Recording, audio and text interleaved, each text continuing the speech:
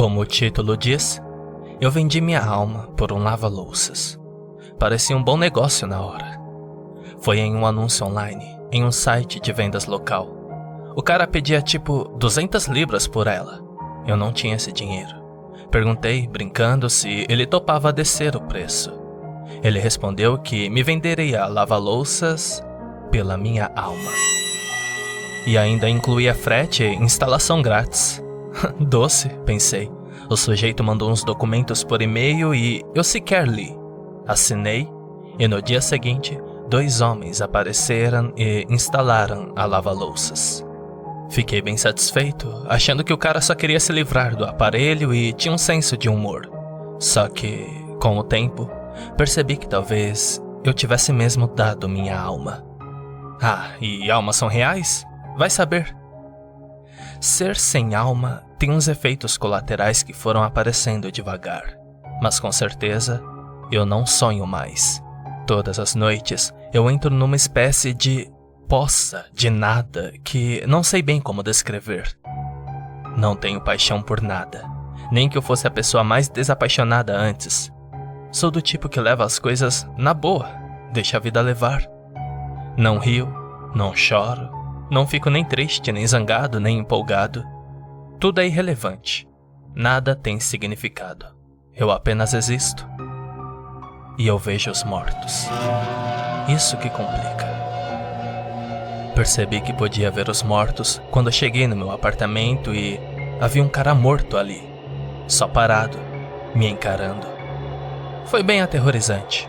Não sei explicar como eu soube que ele estava morto. Foi um instinto. Além do mais, às vezes, ele aparecia meio translúcido, o que é um baita indício. Ele nem fala comigo, só anda pelo apartamento parecendo irritado. Aprendi com um vizinho que ele morreu de ataque cardíaco causado por Viagra, que a menina ficou apavorada e foi embora sem chamar a polícia, e que levou semanas até o corpo dele ser encontrado, quando o apartamento começou a exalar um cheiro muito peculiar. Ele ainda está duro lá embaixo e totalmente nu. É muito desconfortável, claro, mas fazer o quê? Não tenho condições de me mudar.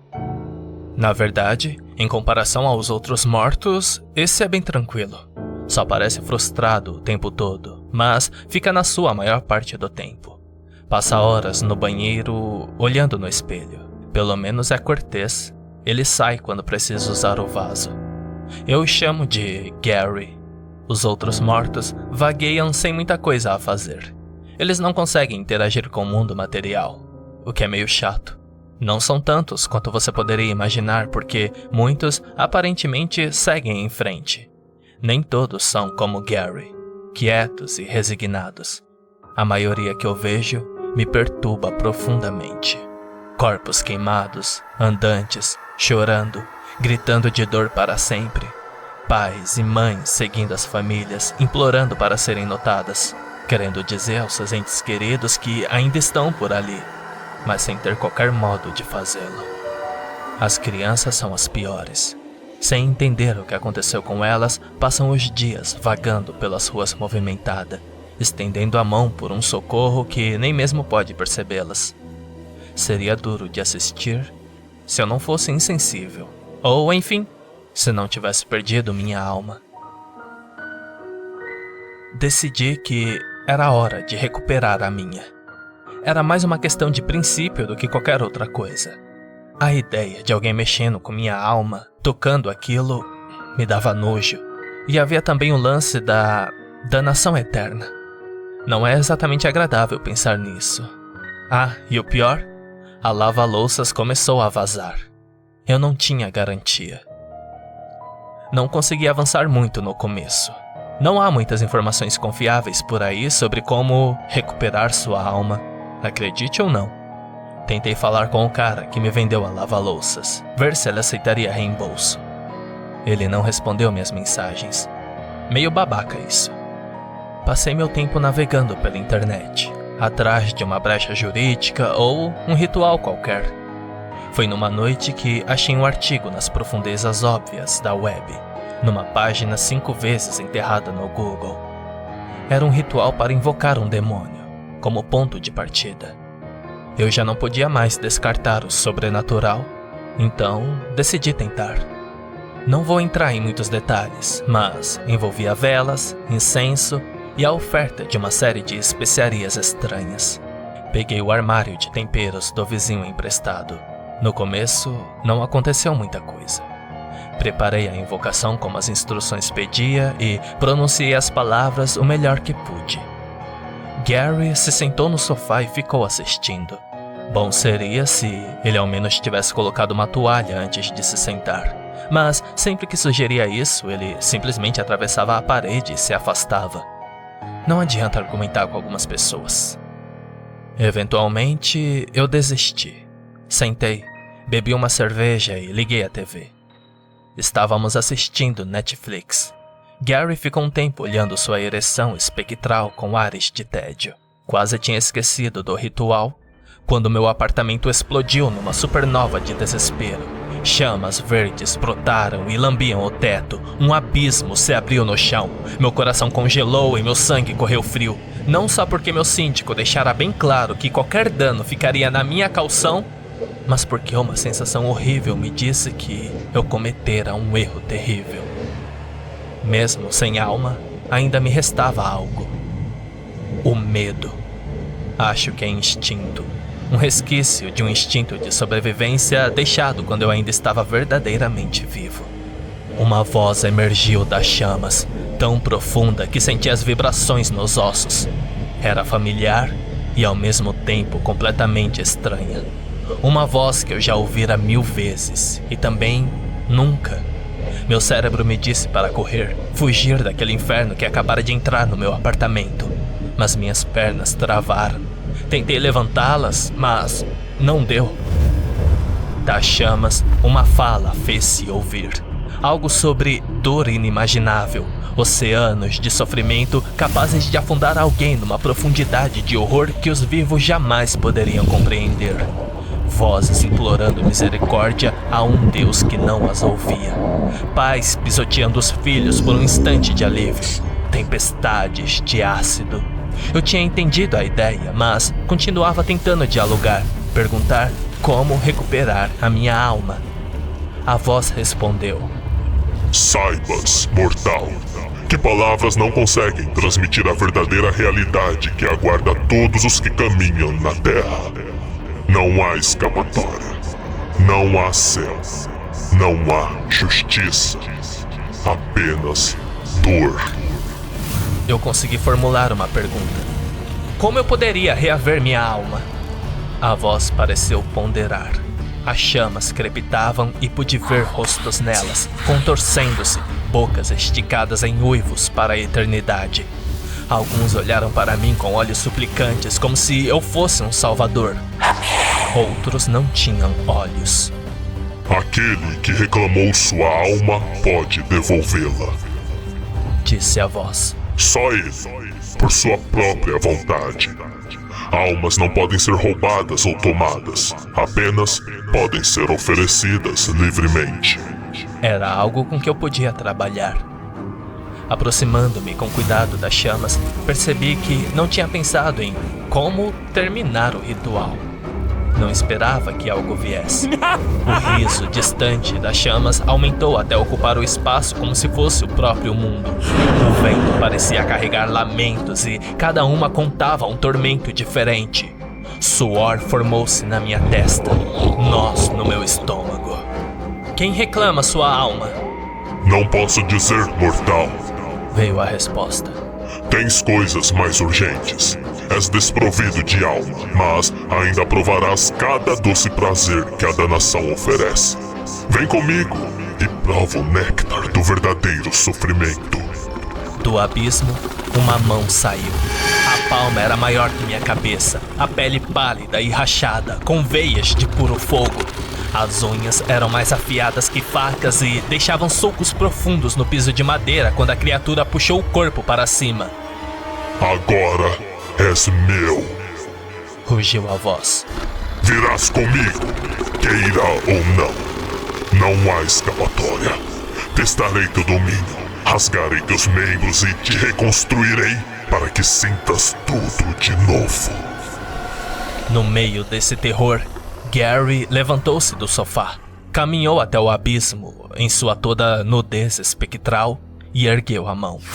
Dela brotou uma coluna de luz que quase me cegou.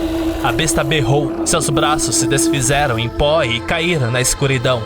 As chamas consumiram tudo num sopro. A eternidade desapareceu. Gary olhou para mim, deu de ombros e foi para o banheiro encarar o próprio reflexo no espelho. Não perguntei nada. Isso foi ontem. Passei a noite tentando processar tudo e decidi que era a hora de procurar minha alma.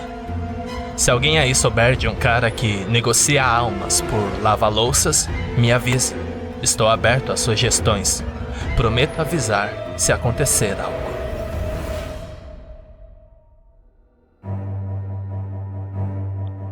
Para quem não estava por dentro, não faz muito tempo que vendi minha alma por um lava-louça de 200 libras. Decisão irresponsável. Acabou comigo me tornando um involucro sem alma e que vê os mortos. Ah, e a lava-louças começou a vazar uma gosma marrom por todo o meu piso. Péssimo. Resolvi tentar recuperar minha alma. Isso tem sido complicado.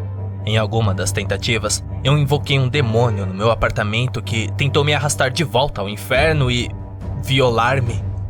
Não se preocupe, meu colega, fantasma, nu, Gary, o derrotou. Acho que ele tem uma ereção espectral permanente. É bem bizarro. Acabei descobrindo que a única maneira de recuperar minha alma é que o cara que a recebeu me devolva. Simples assim. Mas não é tão simples, porque o sujeito ignora minhas mensagens.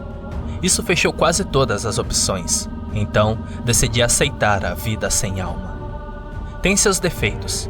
Não consigo sair do meu apartamento sem ver um desfile de espíritos mortos, e meu prédio transformou-se, por um tempo, numa espécie de portal para o inferno que agora pinga lamentos das paredes. Mas eu estava ajeitando as coisas. Cobri o chão com um tapete novo que abafava muitos dos gritos dos condenados. As coisas estavam até melhorando, até eu achar um anúncio em um jornal velho que dizia: precisa de um fogão novo? Talvez um freezer? Ligue agora, temos as melhores ofertas. E aceitamos almas. Soou óbvio demais para ser coincidência. Liguei, peguei um endereço e parti em busca da recuperação. Gary veio comigo. Aposto que para ele era só mais uma terça-feira comum. Chegamos a um mercado no centro. Era de manhã cedo. O lugar fervilhava com gente montando barracas de carnes estranhas, peixes, enfeites bizarros e roupas falsificadas. Os mortos estavam por toda parte. Gary abordou uma mulher chorosa no meio da passagem. Ela estava ensopada da cabeça aos pés, a pele com um tom azulado e o braço cortado do punho ao cotovelo. Ele se apresentou. Ela parou de chorar, avaliou-o de cima a baixo e continuou andando, ainda chorando. Gary suspirou. Até na morte a rejeição pesa. Ele foi para outra. Eu larguei para lá. Vá com tudo, Gary.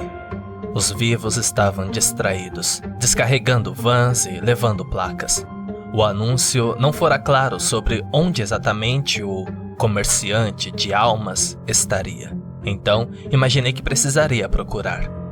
Perguntei a algumas pessoas e foi quando um vendedor de peixe apontou para um galpão do outro lado do mercado e disse: "Ah, você está procurando o Dave. Ele está ali." Peguei o recorte do jornal e fui até o galpão. Parecia abandonado. A única entrada que achei dava para um beco sujo. A porta estava trancada com correntes grossas e enferrujadas. O lugar parecia gritar crime. Quando me aproximei do beco, uma mão agarrou meu pulso e me puxou para trás. "Você não quer entrar ali", disse uma mulher velha, com véu, com forte sotaque do leste. "Não é bom, criança." "Sério?" respondi. "Estou procurando por um cara que tem a minha alma. O nome dele é Dave." Ela me avaliou e soltou meu braço, recuando como se eu fosse toxina. "Você está manchado, não?" Ela sibilou. Não, não! Impuro, impuro! Vá embora! Ela começou a afastar-me com a mão e pegou um talismã no pescoço, apertando. Fiquei com a sensação clara de que não era bem-vindo. Segui pelo beco mesmo assim. Entrar não foi fácil. A porta estava trancada e correntes enferrujadas não cediam. Havia uma pequena janela acima da porta. Forcei, subi e escorreguei por ela, batendo do outro lado. Gary atravessou a parede e reapareceu do outro lado, como sempre. Na sala havia um corredor mal iluminado, cheio de grafites e obscenidades. Nas paredes, em tinta vermelha, ou o que eu supus ser tinta vermelha, estava escrito: "Abandonem toda a esperança, seus idiotas." Um vento frio corria pelo corredor. A escuridão parecia pesada.